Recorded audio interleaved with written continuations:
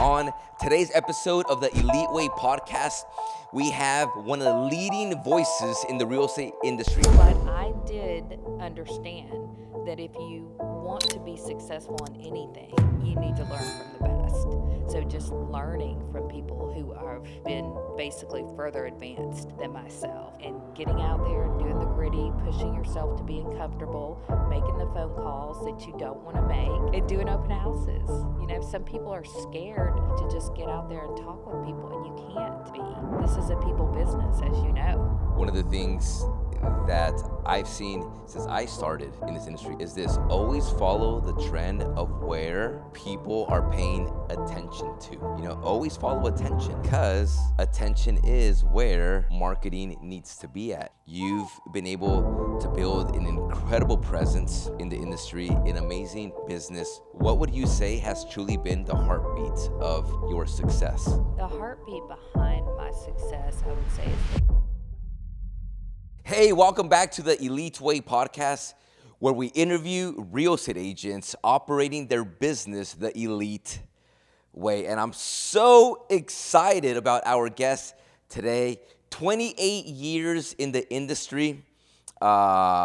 She's been through every market cycle you can think of. She's been a broker owner, a mentor, a coach. She's been able to build a thriving, successful real estate business throughout her career. And today we have the one, the only, Lori Atchison. Thank you. Wow, what an introduction. That was nice. Well, I mean it. I mean, it's true, you know? Aw, thank you. So I am so excited to have you here on the podcast. Are you nervous? A little. A little bit. Yeah, but it's like I'm speaking with you and we talk every day. Yeah. So We hang out all the time. So it's an honor for me to be here. Not only working with you, but you're also my pastor. So pretty cool. It's been so fun. Yes. You know, it's just like being able to hang out, you know, hear more, and Yes. like just seeing everything that the Lord's really doing just amongst Amen. us in our midst and so on. It's been so Yes. fun being a part of this.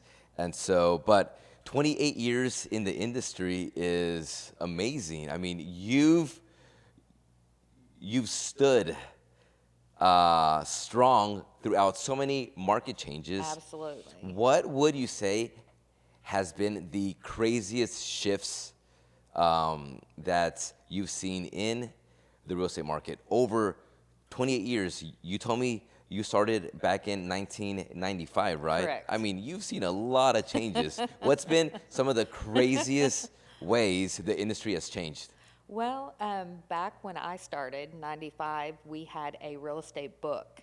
So we did not have the internet, and you're smiling, laughing, because, I mean, we basically had the monopoly on real estate. People had to come to us, and then we had the listings. We showed them, and then the internet came along, and then you have Zillow and Realtor.com, and, I mean, that's just changed everything, because now the consumer has more information, like For at sure. their fingertips. Yeah. So I'd say that was one of the biggest changes. Isn't that it I've crazy? seen. Like back in the day, you actually had to go to the real estate office Absolutely. because only agents had access to the MLS, which Yeah. was a book back in the Yeah, day. a book. Can you Only imagine? agents had access to information, to market data, and you are right. The internet has changed and continues to change the whole industry. It's crazy. It does. It does. And so did you ever work with like those books? Well, I was so young at the time, Steve, and so my mindset was, why are you using books when you can use the internet? So it was coming along where the MLS. Oh, really? Yes, and so being young and that entrepreneurial mindset, I was like, well, what can you do the most efficient way? And so while some of my coworkers were using the books, I was like, well, those get updated once a week. So some of the homes Once a week. Yes. Wow, imagine that. Oh my Yes. gosh. So Nowadays, it's every second. Correct. And so back in the day, those books were updated once a week. Correct. That's That wild. ages me so bad. You know, I 28 years in the business, but I'm only 29 years old. Wow. I'm kidding. Wow. Look at Steve. That, you started when you were 1. That's awesome. Oh, And so, okay, so you started your career in the Bay Area, right? San Francisco Bay California, Area. San Yes. Francisco. Yes. That market's crazy. It was just starting to come back. And so it was, well, actually, of course, God timed it right for me. But it was crazy, and I had my first sale within 4 weeks and Wow. just took off. I say I love people. I love working with people, and this is a people business, as you Yeah. know. Yeah, absolutely. So, yeah. And so, okay, so in San Francisco, what was the price point of your first ever transaction?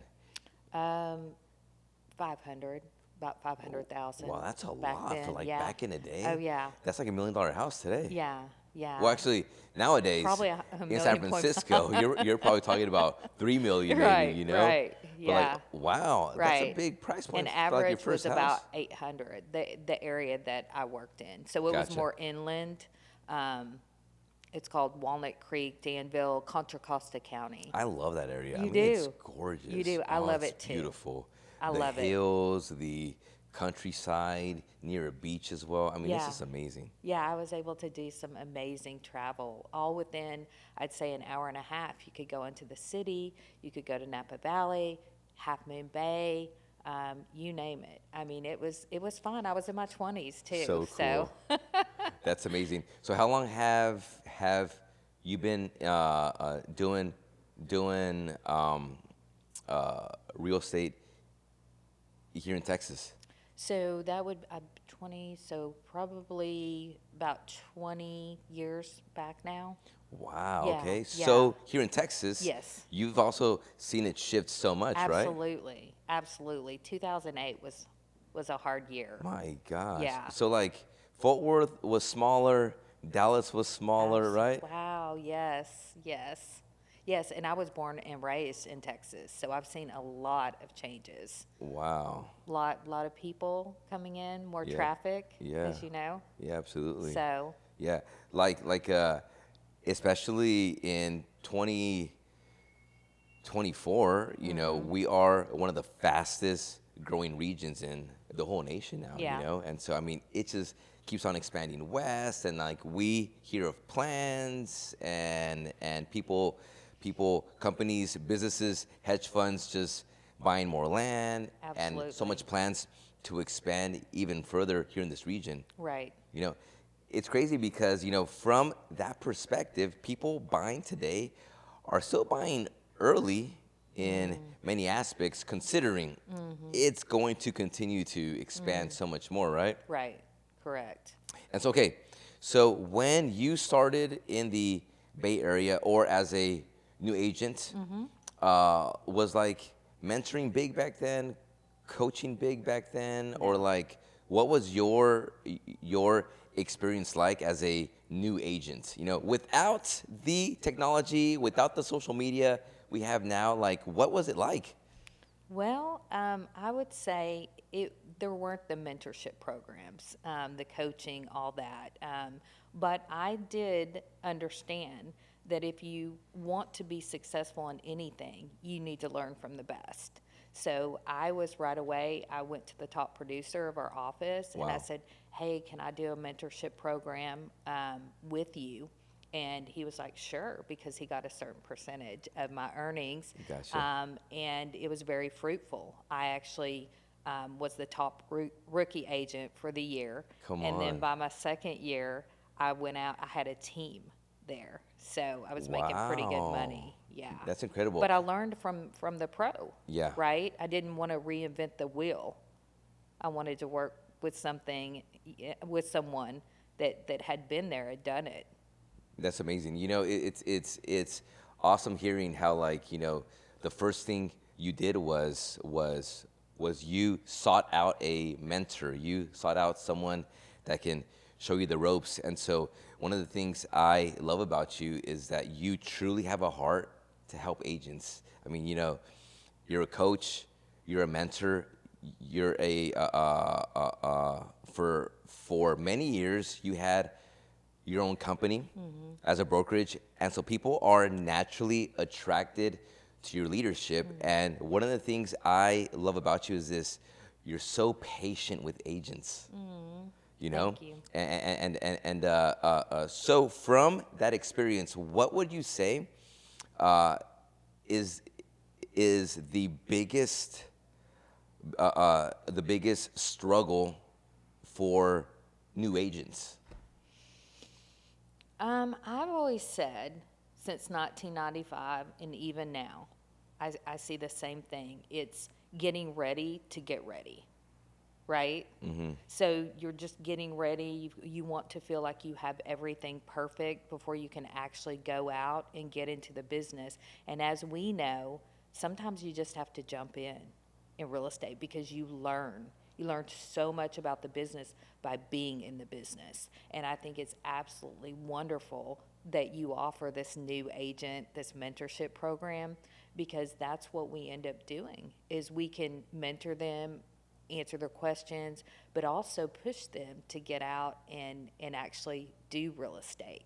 Yeah. In fact, one of my mentees, he has just started his real estate career 3 weeks ago, and he already has one under contract. That's wild. He's So, on fire too. He is. He's amazing. That's so cool. Can I drop his name?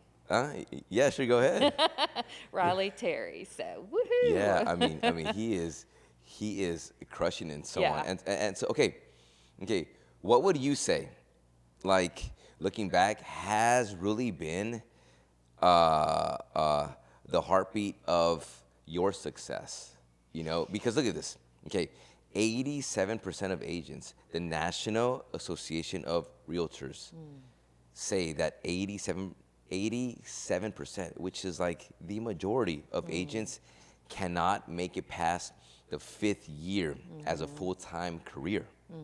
And so, here you are, 28 years in the industry.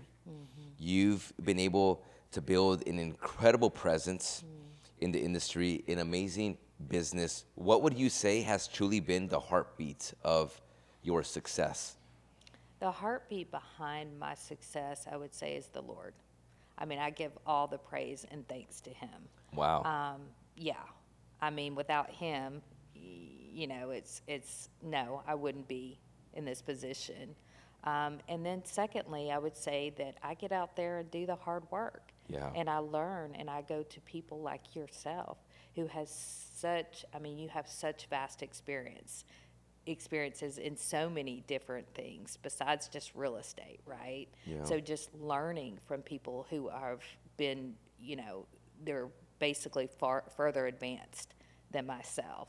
And getting out there and doing the gritty, pushing yourself to be uncomfortable, making the phone calls that you don't want to make, Seriously. right? Yeah. It's always hard. And doing open houses. Some people are scared to just get out there and talk with people, and you can't be. This is a people business, as you know. Yep. So. Yep. When it comes to serving your clients, what would you say the consumer wants and or needs? Because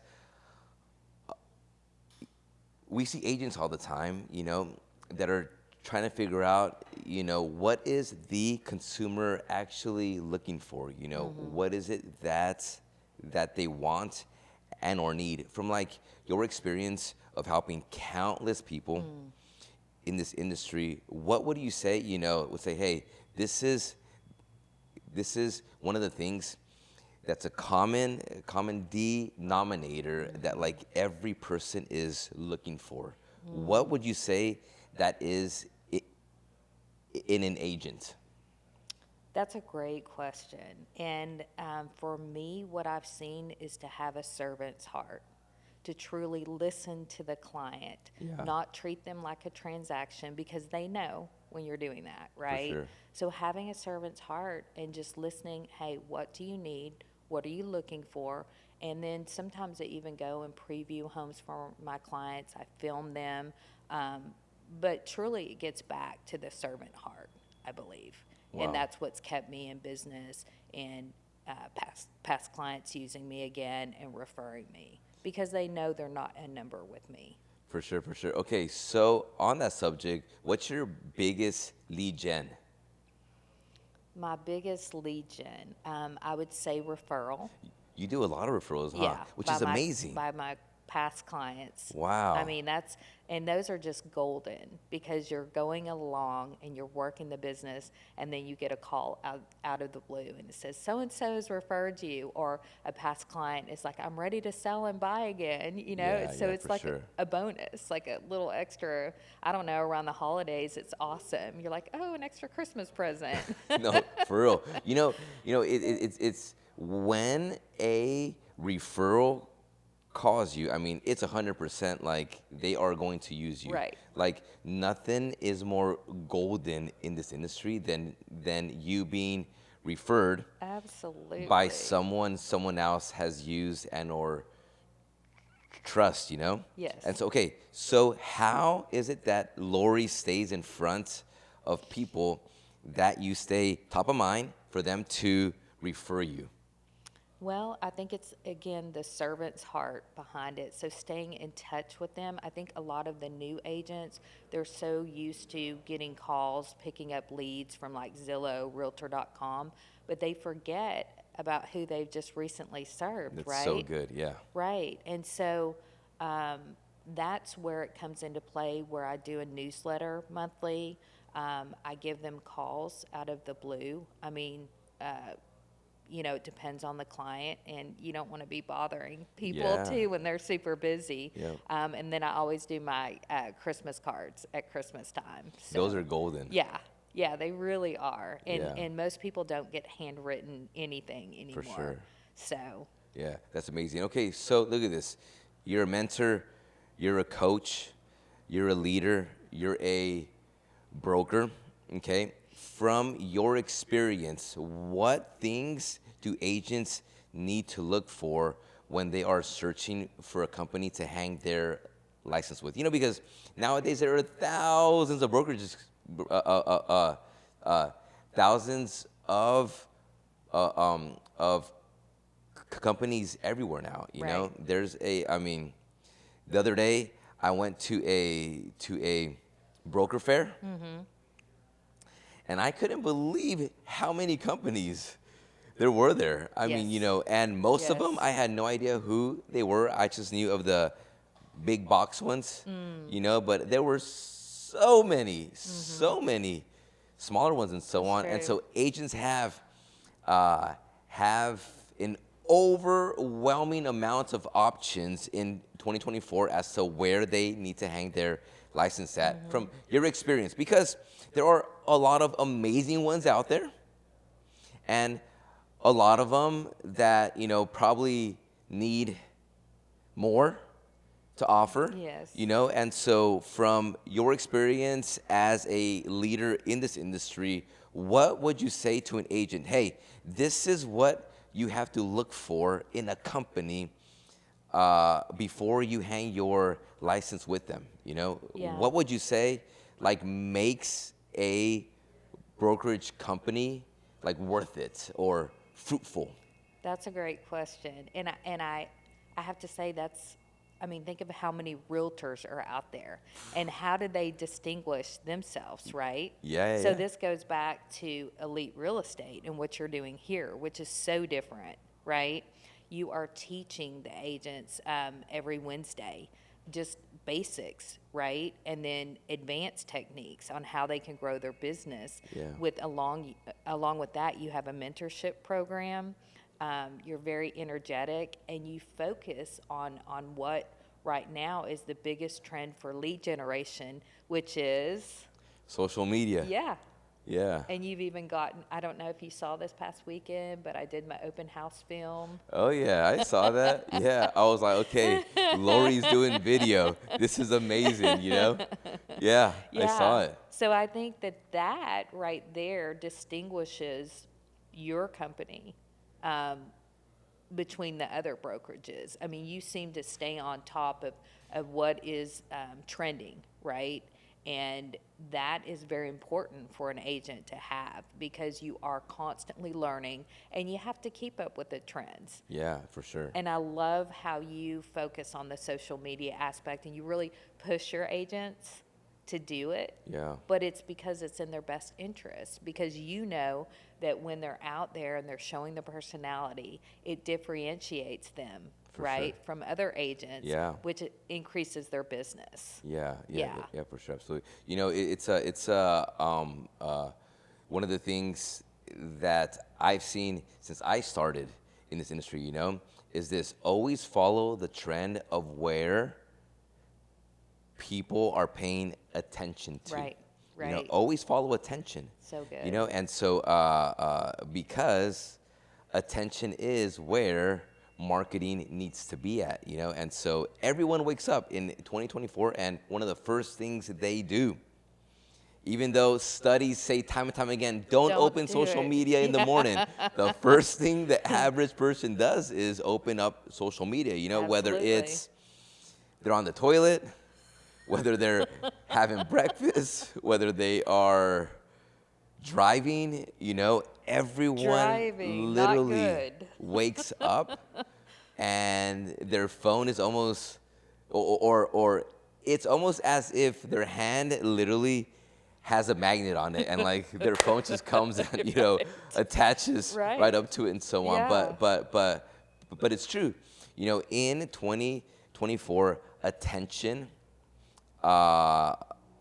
is in those places, and now more than ever, it's so important to be able to be in a place that is moving forward with where attention really is, and so that's a it's a mixture of things where some things never fade away. Right. For example, open houses. Absolutely. Building out your database, emailing to your database, like all those things are like, the bedrock Right. of like building your business, Right. and so social media has evolved so much, and so one of the things I say is that it's not the only pillar in your business, but it has to be one of the pillars Right. that holds up your business in 2024 and beyond. Okay, so with this shift, okay, what would you say is the hardest thing about social media? Because you entered this industry and social media wasn't even a thing. Back in 95, I believe social media wasn't even in existence. I think YouTube kind of started like in 2000, maybe like 98, 99, somewhere around there. Facebook came onto the scene like in 2002, I think. Yeah. Somewhere around there, and then Instagram much later. And so what would you say has been the hardest, thing when it comes to getting good at using social media? Coming from a place where it never existed, and now you're like, oh my gosh, this is new. Right, right. So, kind of a funny here, but I look at where I am now with social media, and back before, I would say 2015, maybe 2018, but people weren't doing a whole lot of the videos. So, and Correct. you were one of the first to start doing that, correct? I started doing video in 2014. Okay. So I you mean- were ahead I mean, of the no game. one was doing video Right. for sure, yeah. Right. So before that, doing some clips or, as far as photos and things like that, I would do every once in a while. But the video is, and a little funny here, but I say to other agents is getting used to being in front of the camera. Yeah. And you were laughing about that, but it's like, as a female, I'm like, is the lighting good? Is my hair good? And Steve says, just go with it. They're going to see you anyway, Yeah, right? yeah, no, seriously. That's funny. Yeah, so I would say that's something, a hurdle for me to overcome, and just being okay in front of the camera, being okay if the lighting's not perfect. Like you say, they're going to see you anyway. Yeah. So, yeah, but that, I would say that's a hurdle for me personally. So, okay, Lori, you lead with your faith. Absolutely. Okay. And so how is it that you incorporate your faith in everything you do in your business? So that's a good question. I have the scripture on my presentation of Matthew 7:16. No way. So I didn't know for that. you will know them by their fruits. And that's what we want to be. I have a team, and we want to be known by. So, Wow. yeah, that we're out there. Our mission is to serve our friends, family, clients, community. So we want to lead with that servant's heart, and faith is everything. And I want to make sure that no matter who I service, that they know the love for the Lord, and they can see that through me in So our cool. actions. That's cool. So like, what things do you do throughout the week that allows you to stay connected with your faith? Again, that's such a great question, but part of the church that I go to, and you're also a pastor there, but it calls for our daily encounter, or Yeah. recommends our daily encounters. Yeah. And so that is how I keep my head straight, because this business can be so stressful, as you know. It's wild. And it's so up and down. I mean, you can have months where it's just, hey, what's going on? And then the next couple months, it's like huge checks. Yeah, yeah. And I think the longer that you're in the business and you build your referral base, it doesn't get quite that dramatic, right? But yeah, the daily encounters with the Lord is what helps me, because I can find that time where when I'm with the Lord, there's absolute peace. So good. Yeah. So And good. so it just, whatever craziness, whatever stress is going on, when I'm spending that time with the Lord, it's just, Wow. it's peaceful. So on a very practical level, what does your daily encounter look like? My daily encounter, usually it starts with worship. Okay, just worship put some music on Yeah, and- well, mercy culture worship is usually, and then that just, it goes into just that love for the Lord. I feel His presence, and it's such a beautiful presence. I mean, it's hard to explain that, but the music gets me going, and then I just enter a place of just awe and just love for Him. So and cool. then after that, going through some scripture just to remind me of His word. Yeah. Yeah. So good. You know, in this industry, we truly carry the burden for our clients, right? yes, I yes. mean, I know that in so many ways we get so invested Oh, yes. in our clients, Yes. and when things go sour or go south, I mean, sometimes it gets heavy on us, very, right? very. My heart actually hurts for my clients. Yeah. I mean, and so that's why it's so important to spend time with the Lord, because He redirects what's truly important to us. And it's not the deal, it's not the money, it's serving our clients well, and having that peace that surpasses, all understanding with Yeah. Him. And then it allows that rejuvenation. Like, I have my Sabbath on Sundays, so I'm raring to go on Mondays, right? Because I've spent that time with Him. So cool. Yeah. So cool. Okay, so what's been a crazy story like a crazy Can't say. transaction that's been like, I mean, that that's almost had you quitting, whether it was because it was just so intense, whether something went like extremely sour and it was just heavy on you and you're like, you know what, I'm done with real estate. I mean, you know, Are you asking how many times that's I know, happened? seriously, being an agent for that long, I mean, there has to be at least one story where it's like, you know what, I quit. Like, I'm out of here. I'm done. Like, this is enough. What's one story that's like crazy? Crazy. Or Can I tell you about a showing I had that maybe was heartbreaking, or just any experience. Yeah. Well, I'm remember one about 3 years ago. Oh, wow, and recent. Okay, yeah. So somewhat recent, and it was just great listing. It was over in Euless. The price point was incredible. The house was fine. Again, it was priced well. We all know location and price is what sells, Yeah. And we got it under contract, and we were going along, and then the buyers decided that they were going to back out. And I was like, okay, that happens sometimes, right? So then we got it back under contract, and we were rolling along, and the buyers backed out. And I'm laughing because it's not funny. It's just like that heart, like you just feel like you've been stabbed in the heart.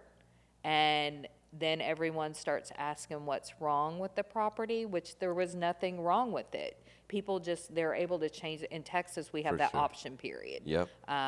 I don't think they have it in California, but that's where you buy time that the buyer can inspect the property and remove themselves from the contract at any time during that time. So we got it back on the market, and then finally the third time was a charm. But during that time period, I was definitely thinking about quitting because your seller is not happy, right? And so, that was one of my hardest because Wow. it had gone it had gone out of contract twice. And then by then, the seller's just really upset, not so much with me, but just the situation because location, price was good, and they weren't really understanding what was going on. So I say the third time was charm Wow. for it. Wow. One of my craziest transactions, it happened really early on. I think this was probably 2015 maybe. So like really early on in my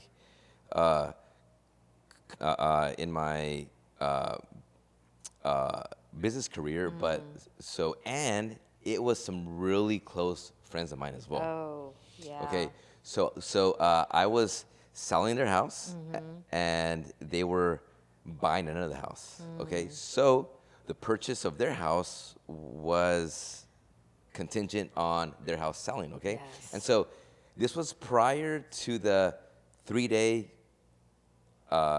CD rule. Okay. Because that law went into effect, like in 2017, maybe something like that, where the CD had to be acknowledged 3 days prior, And so, okay, the morning of closing, okay, my clients have their whole house in a U-Haul. They had literally moved out, everything's in a U-Haul. The buyer calls me and says, hey, the buyer's agent calls me and says, hey, the lender just denied their loan. How can that?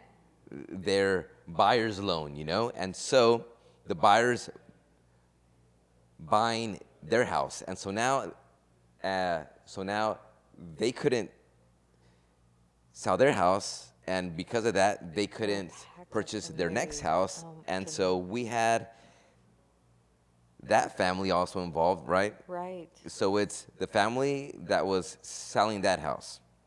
It was my clients buying that house. Okay. My clients selling this house. Right. And a family buying their house, Right. And so, I mean, it was just like It's a Like domino effect. domino effect, Yeah, correct. yeah.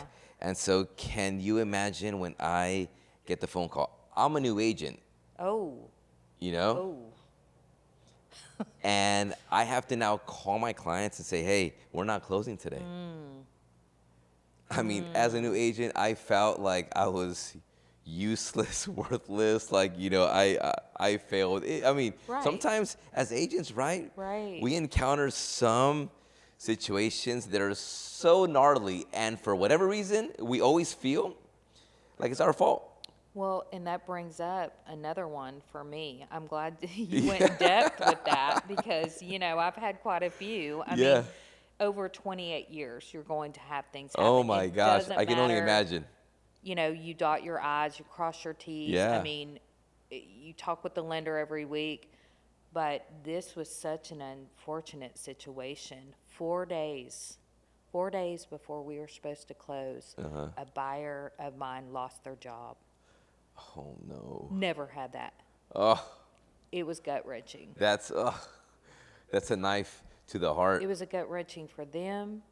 Then I'm looking, okay, I have some people involved in this transaction I can't pay. And then how do you go to the seller? Because they're ready to move out in 4 days. Yeah. Or if they hadn't already packed, have to go to the agent. I mean, it's just a whole, yeah. My And so that goodness. was one of the times that actually was a couple years ago. And I literally was like, okay, I'm quitting.